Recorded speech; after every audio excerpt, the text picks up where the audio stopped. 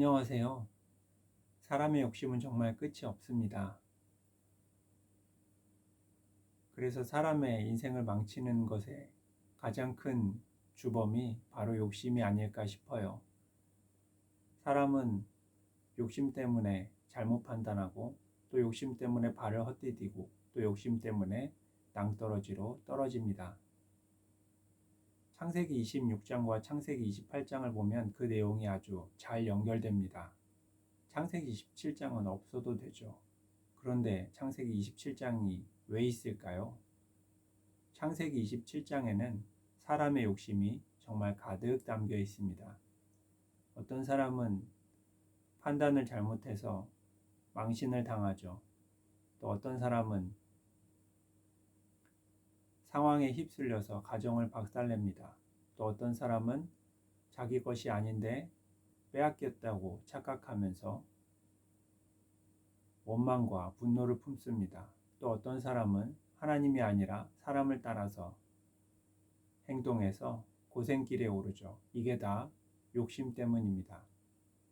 완전히 엉망진창이죠.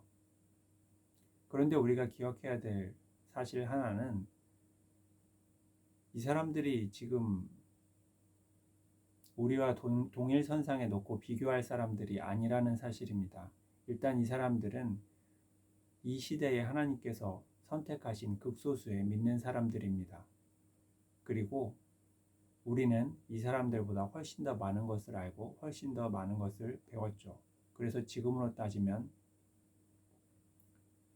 아무것도 모르는 어린아이와 또 장성에서 모든 것을 아는 어른과 그 격차보다 더 큽니다.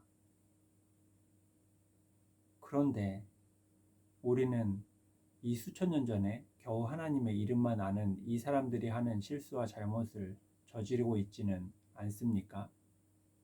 어떤 사람은 이렇게 말합니다. 나는 욕심이 없어. 그래, 욕심 거의 없어. 이렇게 말하죠. 그런데 정말 욕심이 없을까요? 이삭이 있습니다. 하나님의 뜻을 묻지 않고 마음대로 행하죠. 이게 바로 욕심입니다. 리브가가 있습니다. 하나님의 뜻을 알면서도 상황에 휩쓸려서 실수를 하죠. 이게 바로 욕심입니다. 에서가 있죠. 하나님의 것을 자기 것이라고 착각하고 분노와 원망을 품습니다. 이게 욕심입니다. 야곱은 하나님보다 사람을 더 의지해서 사람 따라 행하고 그래서 참 고생을 많이 하죠. 이게 욕심입니다. 우리는 인정을 해야 돼요. 우리는 욕심이 참 많습니다.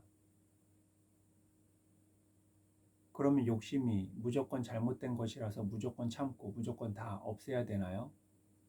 그런 것은 아닙니다. 욕심이 문제가 되는 것은 잘못된 것을 잘못된 방법으로 원하고 바랄 때 문제가 되는 거예요. 바른 것을 바른 뜻대로 바라고 소망하는 것은 전혀 문제가 되지 않습니다.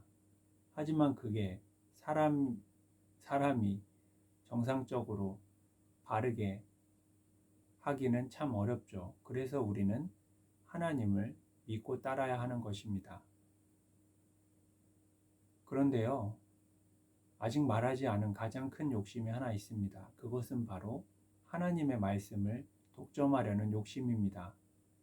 리브가는 큰 자가 어린 자를 섬기리라 하는 하나님의 말씀을 이미 알고 있었어요. 리브가가 이 말씀을 이삭과 에서와 야곱에게 부지런히 꾸준히 잘 전했다면 어떻게 되었을까요? 그래서 우리는 하나님의 말씀을 항상 듣고 항상 전해야 하는 것입니다.